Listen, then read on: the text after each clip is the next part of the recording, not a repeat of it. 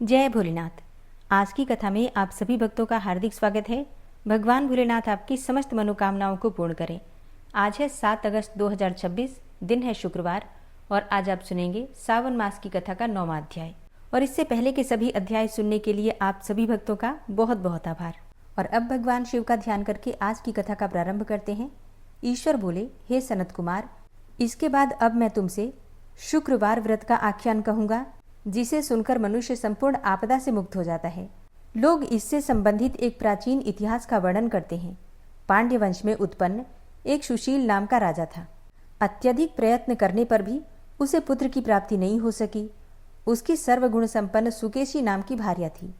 जब उसे संतान न हुई तब उसे बड़ी चिंता हुई और स्त्री स्वभाव के कारण अति साहसयुक्त मन वाली उसने मासिक धर्म के समय प्रत्येक महीने में वस्त्र के टुकड़ों को अपने उदर पर बांधकर उदर को बड़ा बना लिया और अपनी प्रसूति का अनुकरण करने वाली किसी अन्य गर्भिणी स्त्री को ढूंढने लगी।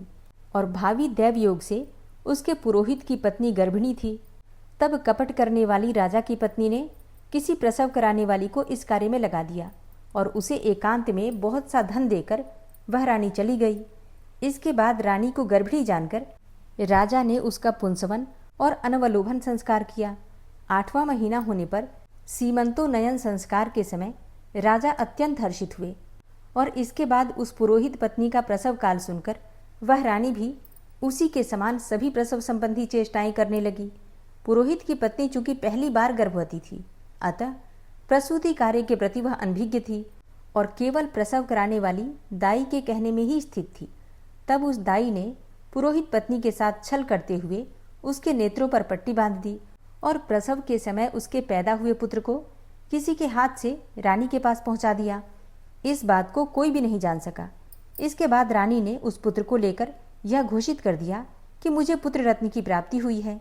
इन सब के बाद दाई ने पुरोहित की पत्नी के आंखों की पट्टी खोल दी और दाई अपने साथ मांस का एक पिंड लाई थी और उसने वह उसे दिखा दिया और फिर उसके सामने आश्चर्य तथा दुख प्रकट करने लगी कि देखो यह कैसा अनिष्ट हो गया, और कहने लगी कि अपने पुरोहित पति से इसकी शांति जरूर करवा लेना। और कहने लगी कि संतान नहीं हुई तो कोई बात नहीं, पर तुम जीवित हो यही बहुत अच्छी बात है। इस पर पुरोहित की पत्नी को अपने प्रसव के स्पर्श के चिंतन से बहुत संदेह हुआ। ईश्वर बोले, राजा ने पुत्र जन्म का समाचार सुनकर जात कर्म संस्कार कराया और ब्राह्मणों को हाथी, घोड़े तथा रथ प्रदान किए। राजा ने कारागार में पड़े हुए सभी कैदियों को प्रसन्नतापूर्वक मुक्त करा दिया। इसके बाद राजा ने सूतक के अंत में नामकर्म तथा अन्य सभी संस्कार किए और राजा ने अपने पुत्र का नाम रखा प्रियव्रत। हे सनत कुमार, श्रावण मास के आने पर पुरोहित की पत्नी ने शुक्रवार के दिन भक्तिपूर्वक देवी जीवंतिका का पूजन किया। दीवार पर अनेक बालकों सहित देवी जीवंतिका की मूर्ति लिखकर पुष्प तथा माला से उनकी पूजा करके गोधूम की पीठी के बनाए गए 5 दीपक उसने उनके सम्मुख जलाए और स्वयं भी गोधूम का चूर्ण भक्षण किया और उनकी मूर्ति पर चावल फेंका और कहा, हे जीवंती, हे करुणार्णवे, जहाँ भी मेरा पुत्र विद्यमान हो आप उसकी रक्षा करना। यह प्रार्थना करके उसने कथा सुनकर यथाविधि नमस्कार किया। तब जीवंतिका की कृपा से वह बालक दीर्घायु हो गया और वे देवी उसकी माता की श्रद्धा भक्ति के कारण दिन रात उस बालक की रक्षा करने लगी। इस प्रकार कुछ समय बीतने पर राजा की मृत्यु हो गई। तब पितृभक्त उनके पुत्र ने उनकी पारलौकिक क्रिया संपन्न की। इसके बाद मंत्रियों तथा पुरोहितों ने प्रियव्रत को राज्य पर अभिषिक्त किया। तब कुछ वर्षों तक प्रजा का पालन करके तथा राज्य भोग कर वह पितरों के ऋण से मुक्ति के लिए गया जाने की तैयारी करने लगा। राज्य का भार वृद्ध मंत्रियों पर भक्तिपूर्वक सौंपकर और स्वयं के राजा होने का भाव त्याग कर उसने कार्पटिक का भेष धारण कर लिया और गया के लिए प्रस्थान किया। मार्ग में किसी नगर में किसी गृहस्थ के घर में उन्होंने निवास किया। उस समय उस गृहस्थ की पत्नी को प्रसव हुआ था। इसके पहले षष्ठी देवी ने उसके 5 पुत्रों को उत्पन्न होने के 5वें दिन ही मार दिया था और यह राजा भी उस समय 5वें ही दिन वहां गया हुआ था। रात में राजा के सो जाने पर उस बच्चे को ले जाने के लिए षष्ठी देवी आई। जीवंतिका देवी ने उस षष्ठी देवी को यह कहकर रोका कि राजा को लांग कर मत जाओ। तब जीवंतिका के रोकने पर वह षष्ठी जैसे आई थी वैसे ही वह चली गई। इस प्रकार उस गृह स्वामी ने उस बालक को 5वें दिन जीवित रूप में प्राप्त किया। ये लोग इतने प्रभाव वाले हैं, यह देखकर उस गृहस्थ ने राजा से प्रार्थना की कि हे राजन, आपका निवास आज के दिन मेरे ही घर में हो। हे प्रभु, आपकी कृपा से मेरा यह छठा पुत्र जीवित रह गया है। उसके इस प्रकार प्रार्थना करने पर करुणानिधि उस राजा ने कहा कि मुझे तो गया जाना है। तब राजा गया के लिए प्रस्थान कर गए और वहां पिंडदान करते समय विष्णुपद वेदी पर कुछ अद्भुत घटना हुई। उस पिंड को ग्रहण करने के लिए 2 हाथ निकल कर आए। तब महान विस्मय युक्त राजा संशय में पड़ गए और पुनः पिंडदान कराने वाले ब्राह्मण के कहने पर उन्होंने विष्णुपद पर पिंड रख दिया। और इसके बाद उन्होंने किसी ज्ञानी तथा सत्यवादी ब्राह्मण से इस विषय में पूछा। तब उस ब्राह्मण ने उनसे कहा कि ये दोनों हाथ तो आपके पितर के थे, और अगर इसमें संदेह हो तो घर जाकर अपनी माता से पूछ लीजिए, वह बता देगी। तब राजा चिंतित हुए और दुखी भी हुए और मन में अनेकों बातें सोचने विचारने लगे। वे यात्रा करके पुनः वहां गए जहां वह बालक जीवित हुआ था। उस समय भी उस स्त्री को पुत्र उत्पन्न हुआ था और वह उसका 5वां दिन था। वो जो दूसरा पुत्र उत्पन्न हुआ था, उसे लेने रात में फिर वही षष्ठी देवी आई। तब जीवंतिका के दोबारा रोके जाने पर उस षष्ठी देवी ने उनसे कहा, इसका ऐसा क्या कृत्य है, अथवा क्या इसकी माता तुम्हारा व्रत करती है जो तुम रात दिन इसकी रक्षा करती हो? तब षष्ठी देवी का यह वचन सुनकर जीवंती ने धीरे से मुस्कुराकर इसका सारा कारण बताया। उस समय राजा शयन का बहाना बनाकर वास्तविकता जानने के लिए जाग रहा था। अतः उन्होंने जीवंती और षष्ठी दोनों की बातचीत सुन ली। जीवंती ने कहा, हे षष्ठी, श्रावण मास में शुक्रवार को इसकी माता मेरे पूजन में रत रहती है और व्रत के संपूर्ण नियम का पालन करती है। वह सब मैं आपको बताती हूँ। वह हरे रंग का वस्त्र तथा कंचुकी नहीं पहनती और हाथ में उस रंग की चूड़ी भी नहीं धारण करती। वह चावल के धोने के जल को कभी नहीं लांघती, हरे पत्तों के मंडप के नीचे नहीं जाती तथा हरे वर्ण का होने के कारण करेले का शाक भी वह नहीं खाती है। यह सब वह मेरी प्रसन्नता के लिए करती है। अतः मैं उसके पुत्र को किसी को भी मारने नहीं दूंगी। यह सब सुनकर राजा प्रियव्रत अपने नगर को चले गए। उनके देश के सभी नागरिक स्वागत के लिए आए। तब राजा ने अपनी माता से पूछा, हे माता, क्या तुम जीवंतिका देवी का व्रत करती हो? इस पर उसने कहा कि मैं तो इस व्रत को जानती भी नहीं हूँ। इसके बाद राजा ने गया यात्रा का समुचित फल प्राप्त करने के लिए ब्राह्मणों तथा सुवासिनी स्त्रियों को भोजन कराने की इच्छा से उन्हें निमंत्रित किया और व्रत की परीक्षा लेने के लिए सुवासिनियों को वस्त्र, कंचुकी तथा कंकण भेजकर कहलाया कि आप सभी को भोजन के लिए राजभवन में आना है। तब पुरोहित की पत्नी ने दूत से कहा कि मैं हरे रंग की कोई भी वस्तु कभी ग्रहण नहीं करती हूँ। राजा के पास आकर दूत ने उसके द्वारा कही गई सारी बातें राजा को बता दी। तब राजा ने उसके लिए सभी रक्त वर्ण के शुभ परिधान भेजे। वह सब धारण करके वह पुरोहित पत्नी भी राजभवन में आई। राजभवन के पूर्वी द्वार पर चावलों के धोने का जल पड़ा देखकर और वहां हरे रंग का मंडप देखकर वह दूसरे द्वार से गई। तब राजा ने पुरोहित की पत्नी को प्रणाम करके इस नियम का संपूर्ण कारण पूछा। इस पर उसने इसका कारण शुक्रवार का व्रत बताया। उस प्रियव्रत को देखकर उसके दोनों स्तनों में से बहुत दूध निकलने लगा। दोनों वक्षस्थलों ने उस राजा को दुग्ध की धाराओं से पूर्ण रूप से सिंचित कर दिया।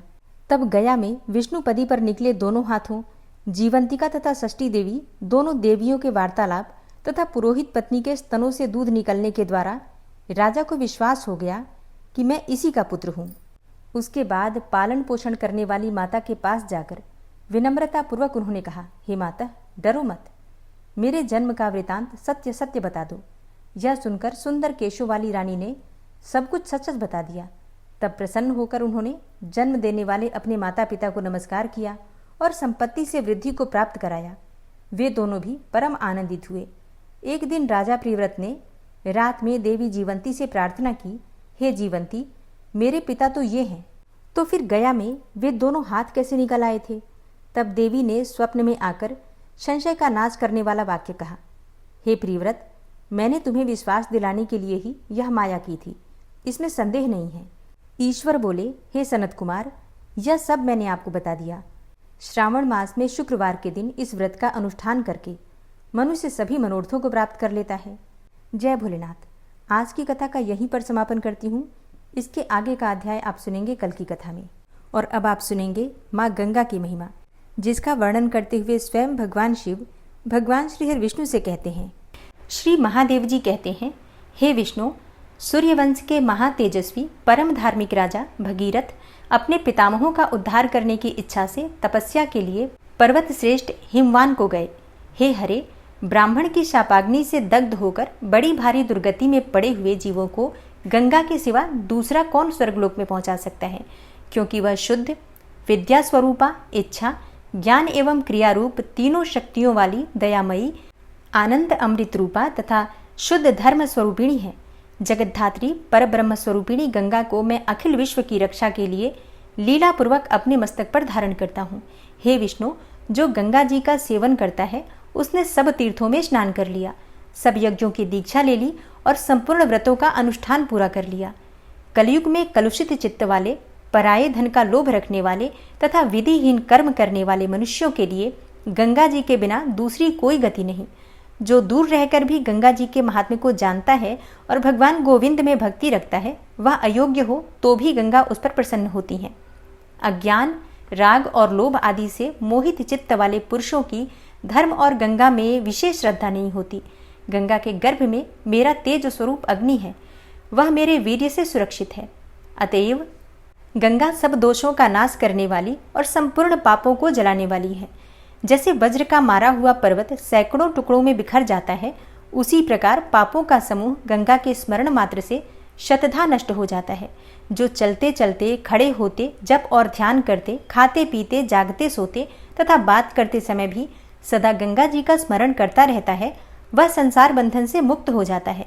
जो पितरों के उद्देश्य से भक्ति पूर्वक गुड़, घी और तिल के साथ मधुयुक्त खीर गंगा में डालते हैं, उसके पितर 100 वर्ष तक तृप्त बने रहते हैं और वे संतुष्ट होकर अपनी संतानों को नाना प्रकार की मनोवांछित वस्तुएं प्रदान करते हैं।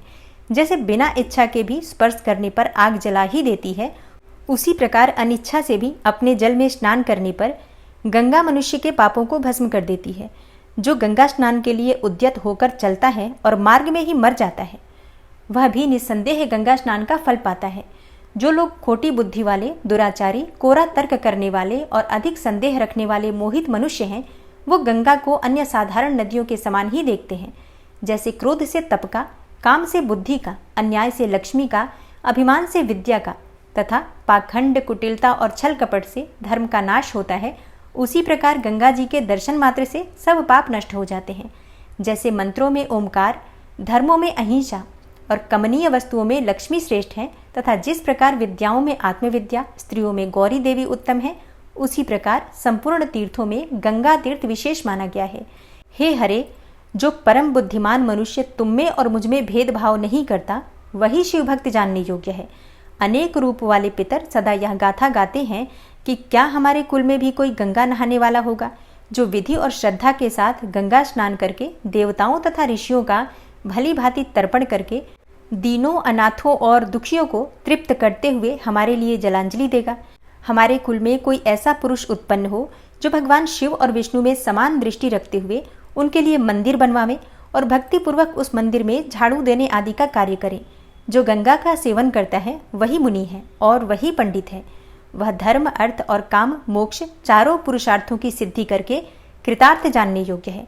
हे विष्णु, गंगा स्नान करने के लिए तिथि, नक्षत्र और पूर्व आदि दिशा का विचार नहीं करना चाहिए, क्योंकि गंगा में स्नान करने मात्र से समस्त संचित पाप का नाश हो जाता है।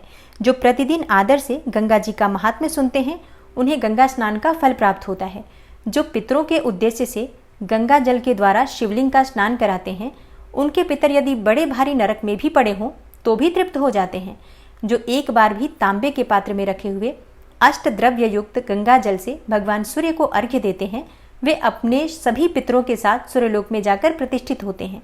जल, दूध, कुश का अग्रभाग, घी, मधु, गाय का दही, लाल कनेर तथा लाल चंदन, इन 8 अंगों से युक्त अष्टांग अर्घ्य बताया गया है, जो सूर्यदेव की अधिक संतुष्टि करने वाला होता है। चंद्रमा और सूर्य के ग्रहण में, व्यतिपात योग में, विषुव योग में तथा दोनों अयनों में मकर और कर्क की संक्रांति के दिन किया हुआ गंगा स्नान लाख गुना पुण्यफल देने वाला होता है। यदि सोमवार को चंद्र ग्रहण तथा रविवार को सूर्य ग्रहण हो तो वह चूड़ामणि नामक पर्व कहलाता है। उसमें किया हुआ गंगा स्नान असंख्य पुण्यदायक होता है। ज्येष्ठ मास के शुक्ल पक्ष में हस्त नक्षत्र युक्त दशमी तिथि को स्त्री हो या पुरुष भक्ति भाव से गंगा जी के तट पर रात्रि में जागरण करे और 10 प्रकार के 10-10 सुगंधित पुष्प, फल, नैवेद्य 10 दीप और दशांग धूप के द्वारा बुद्धिमान पुरुष श्रद्धा और भक्ति के साथ 10 बार गंगा जी की पूजा करें। गंगा जी के जल में घृत सहित तिलों की 10 अंजलि डालें। फिर गुड़ और सत्तू के 10 पिंड बनाकर उन्हें भी गंगा जी में डालें। यह सब कार्य मंत्र द्वारा होना चाहिए। मंत्र इस प्रकार है: ओम नमः शिवाय नारायण्यै दशहरायै गंगायै स्वाहा। यह 20 अक्षर का मंत्र है। गंगा जी के लिए पूजा, दान, जप, होम सब इसी मंत्र से करने योग्य है। इस प्रकार मंत्रोच्चारण के साथ धूप दीप आदि समर्पण करते हुए पूजा करके मुझ शिव का, तुम विष्णु का, ब्रह्मा का, सूर्य का, हिमवान पर्वत का और राजा भगीरथ का भली भांति पूजन करें। 10 ब्राह्मणों को आदर पूर्वक 10 सेर तिल दें। इस प्रकार विधान से पूजा संपन्न करके दिन भर उपवास करने वाला पुरुष निम्नांकित 10 पापों से मुक्त हो जाता है। और वो 10 प्रकार के पाप होते हैं: बिना दी हुई वस्तु को लेना, निषिद्ध हिंसा, पर स्त्री गमन, ये 3 प्रकार का दैहिक पाप माना गया है। कठोर वचन मुंह से निकालना, झूठ बोलना, सब और चुगली करना और अंट संट बातें बकना, ये वाणी से होने वाले 4 प्रकार के महापाप हैं। दूसरे के धन को लेने का विचार करना, मन से दूसरों का बुरा सोचना और असत्य वस्तुओं में आग्रह रखना, ये 3 प्रकार के मानसिक पाप कहे गए हैं। पूर्वोक्त प्रकार से दान, पूजा और व्रत करने वाला पुरुष 10 जन्मों में उपार्जित इन 10 प्रकार के पापों से निसंदेह छूट जाता है। तदनंतर गंगा जी के सम्मुख श्रद्धापूर्वक इस स्तोत्र को पढ़ें: ओम शिव स्वरूपा श्री गंगा जी को नमस्कार है। कल्याणदायिनी गंगा को नमस्कार है। हे देवी गंगे, आप विष्णु रूपिणी हैं, आपको नमस्कार है। ब्रह्म स्वरूपा आपको नमस्कार है। हे रुद्र रूपिणी आपको नमस्कार है। हे शंकर प्रिया आपको नमस्कार है, नमस्कार है। हे देव स्वरूपिणी आपको नमस्कार है। औषधि रूपा आपको नमस्कार है। आप सबके संपूर्ण रोगों की श्रेष्ठ वैद्या हैं, आपको नमस्कार है। स्थावर और जंगम प्राणियों से प्रकट होने वाले विष का आप नाश करने वाली हैं, आपको नमस्कार है। संसार रूपी विष का नाश करने वाली जीवन रूपी आपको नमस्कार है। आध्यात्मिक, आधिदैविक और आधि भौतिक तीनों प्रकार के क्लेशों का संहार करने वाली हे गंगा आपको नमस्कार है। हे प्राणों की स्वामिनी आपको नमस्कार है, नमस्कार है। शांति का विस्तार करने वाली शुद्ध स्वरूपा आपको नमस्कार है। सबको शुद्ध करने वाली तथा पापों की शत्रु स्वरूपा आपको नमस्कार है। भोग, मोक्ष तथा कल्याण प्रदान करने वाली आपको बार बार नमस्कार है। भोग और उपभोग देने वाली भोगवती नाम से प्रसिद्ध आप पाताल गंगा को नमस्कार है। मंदाकिनी नाम से प्रसिद्ध तथा स्वर्ग प्रदान करने वाली आप आकाश गंगा को बार बार नमस्कार है। हे गंगा, आप भूतल, आकाश और पाताल तीनों मार्गों से जाने वाली और तीनों लोकों की आभूषण स्वरूपा हैं, आपको बार बार नमस्कार है। गंगा द्वार, प्रयाग और गंगा सागर संगम इन 3 विशुद्ध तीर्थ स्थानों में विराजमान हे माँ गंगा आपको नमस्कार है। क्षमावती आपको नमस्कार है। गार्हपत्य, आहवनीय और दक्षिणाग्नि रूप तीनों अग्नियों में समाहित रहने वाली तेजोमयी आपको बार बार नमस्कार है। आप ही अलकनंदा हैं, आपको नमस्कार है। शिवलिंग धारण करने वाली हे माँ गंगा आपको नमस्कार है। सुधाधारामयी आपको नमस्कार है। जगत में मुख्य सरिता रूप आपको नमस्कार है। रेवती नक्षत्र रूपा हे माँ गंगा आपको नमस्कार है। बृहति नाम से प्रसिद्ध हे माँ गंगा आपको नमस्कार है। लोगों को धारण करने वाली माँ गंगा आपको बार बार नमस्कार है। संपूर्ण विश्व के लिए मित्र रूपा आपको नमस्कार है। सबको समृद्धि देकर आनंदित करने वाली आपको बारंबार नमस्कार है। आप पृथ्वी रूपा आपको नमस्कार है। आपका जल कल्याणमय है और आप उत्तम धर्म स्वरूपा हैं, आपको नमस्कार है, नमस्कार है। बड़े छोटे सैकड़ों प्राणियों से सेवित हे माँ गंगा आपको बारंबार नमस्कार है। सबको तारने वाली माँ गंगा आपको नमस्कार है, नमस्कार है। संसार बंधन का उच्छेद करने वाली अद्वैत रूपा हे माँ गंगा आपको नमस्कार है। आप परम शांत, सर्वश्रेष्ठ तथा मनोवांछित वर देने वाली हैं, आपको बारंबार नमस्कार है। आप प्रलय काल में उग्र रूपा हैं, अन्य समय में सदा सुख का भोग कराने वाली हैं तथा उत्तम जीवन प्रदान करने वाली हैं, आपको नमस्कार है। आप ब्रह्मनिष्ठ, ब्रह्म ज्ञान देने वाली तथा पापों का नाश करने वाली हैं, आपको बारंबार नमस्कार है। प्रणत जनों की पीड़ा का नाश करने वाली जगन्माता आपको नमस्कार है। आप समस्त विपत्तियों की शत्रुभूता तथा सबके लिए मंगल स्वरूपा हैं, आपके लिए बार बार नमस्कार है। शरणागतों, दीनों तथा पीड़ितों की रक्षा में संलग्न रहने वाली और सबकी पीड़ा दूर करने वाली हे देवी नारायणी आपको नमस्कार है। आप पाप, ताप तथा अविद्या रूपी मल से निर्लिप्त, दुर्गम दुख का नाश करने वाली तथा दक्ष हैं, आपको बारंबार नमस्कार है। आप पर और अपर सबसे परे हैं। हे मोक्षदायिनी गंगे, आपको नमस्कार है। हे माँ गंगे, आप मेरे आगे हो। गंगे, आप मेरे पीछे हो। हे गंगे, आप मेरे उभय पार्श्व में स्थित हो तथा हे गंगे, मेरी आप में ही स्थिति हो। आकाशगामिनी कल्याणमयी गंगे, आदि मध्य और अंत में सर्वत्र आप ही हैं। हे गंगे, आप ही मूल प्रकृति हैं, आप ही परम पुरुष हैं तथा आप ही परमात्मा शिव हैं। हे शिवे, आपको नमस्कार है। जो श्रद्धा पूर्वक इस स्तोत्र को पढ़ता और सुनता है वह मन, वाणी और शरीर द्वारा होने वाले पूर्वोक्त 10 प्रकार के पापों से मुक्त हो जाता है। यह स्तोत्र जिसके घर में लिख कर रखा हुआ हो उसे कभी अग्नि, चोर और सर्प आदि का भय नहीं होता।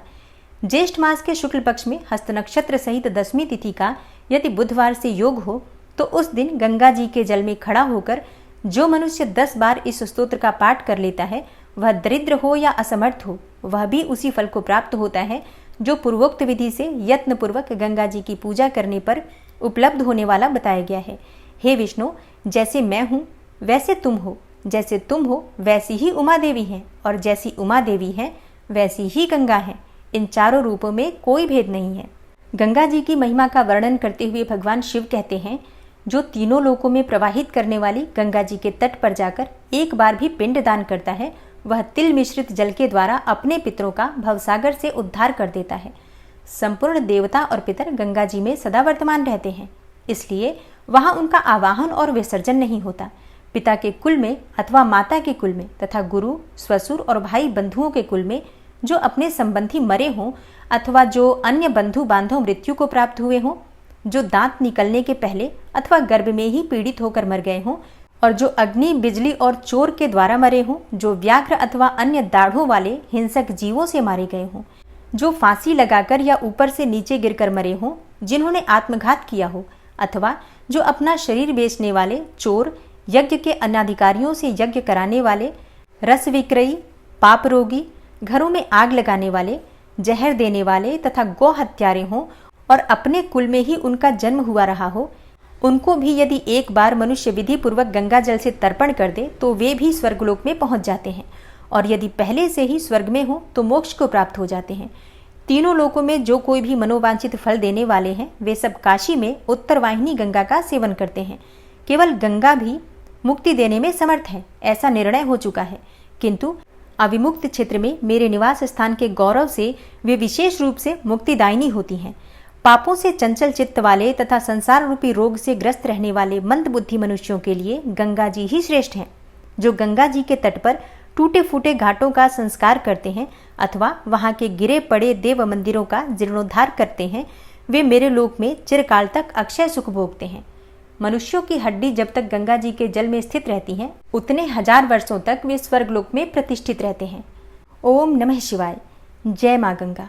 दोस्तों, कामिका एकादशी, अमावस्या, हरियाली तीज और नागपंचमी, अगर आप इन सभी विषयों पर जानकारी चाहते हैं तो ये सभी वीडियो चैनल पर अपलोड है, आप लोग देख सकते हैं। उम्मीद करती हूँ कथा आपको आज की पसंद आई होगी। वीडियो अच्छी लगी हो तो लाइक कीजिए, शेयर कीजिए और चैनल पर पहली बार आए हैं तो सब्सक्राइब करके बेल आइकन को ज़रूर प्रेस कर लीजिए अगर आपको आज की वीडियो अच्छी लगी है तो। मिलती हूँ मैं आपसे अगली वीडियो में, तब तक के लिए जय श्री राधे।